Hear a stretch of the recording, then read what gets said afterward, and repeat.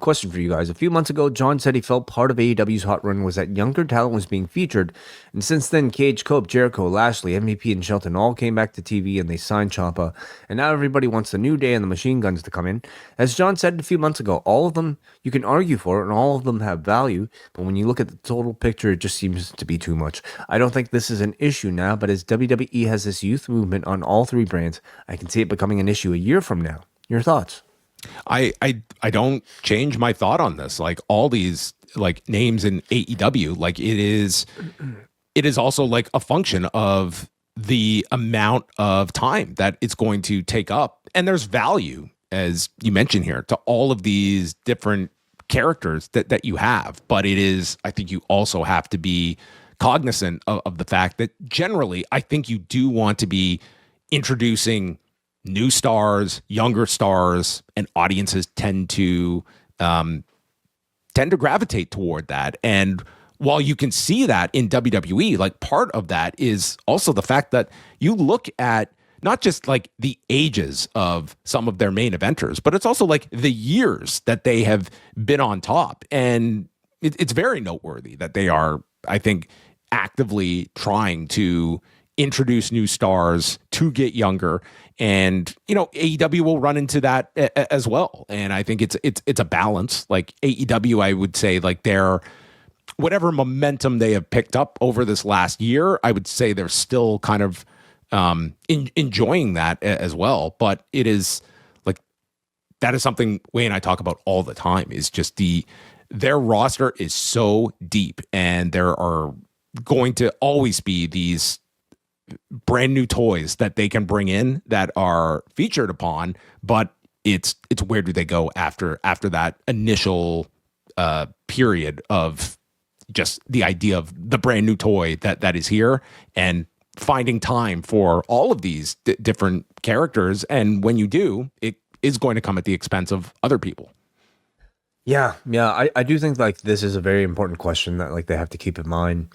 At the same time, like I feel like we see that I think Tony's done a pretty good job of managing your veterans, you know, your ex-WWE guys, while also still giving airtime and still like having an active younger generation rise up the ranks. I mean, look no further than, well, who's your champion right now? It's a Darby Allin. Who's your TNT champion? It's Kevin Knight. You know, It's a great point. Like the main event picture, and that's like been a big thing, has been like creating all of these challengers fighting for that title. That you're right. You have sort of focused that on kind of your next generation, like MJF included, who you put as like, you know, your young guns that are all fighting for this title. But I think for the moment when these acts that are recently released are somewhat hot and there's audience demand for it, I think you try to live up to what the audience wants by giving them, like, throw these guys into the world and see how they mesh with everybody else. But ultimately, the audience will speak towards who they want to see the most. If they don't want to see a Jericho, well, they'll certainly let you know. If they don't want to see a Hurt Syndicate, they'll let you know. If they don't want to see a Cage and Cope, they will let you know. And I think Tony reflects that relatively well.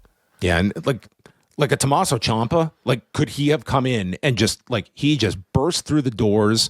I don't think anyone's looking at like the short time he's been here. Is anybody thinking of his DIY run on SmackDown? It's like he's come in and he's having some of the best matches of his career, and he's just killing it. Like it's very obvious when the guys come in that have a point to prove, and he would be very high on my list of people that have come in and has been an ad in a big way on television. It's not enough to just come in and coast off of your WWE successes. Like maybe at one time it would have been, but almost everybody, I think AEW and its audience demands a whole lot more. And in the case of New Day, I would look towards an evolution of some sort for them to come in and to give us something different.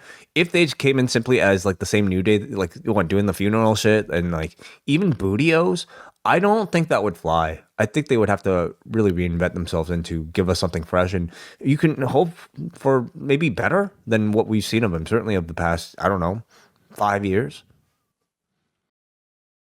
If the Post Wrestling Cafe were to undergo a drug test in the month of May, we would be testing positive because we are overloaded with content. We are going to be reviewing Hulk Hogan, Real American, all 4 episodes this month. Plus, we will go inside the Manosphere with a review of the latest Louis Theroux documentary. We will also have coverage of the Ronda Rousey Gina Carano fight, also taking place on Netflix. Rewind Away tackles WCW Super Brawl 2, and we cover NXT TakeOver Brooklyn from 2015. All that, plus all of the XL editions on a weekly basis, Collision Course, Daredevil Born Again, and so much more. It can all be yours at postwrestlingcafe.com. $8 gets you in the door.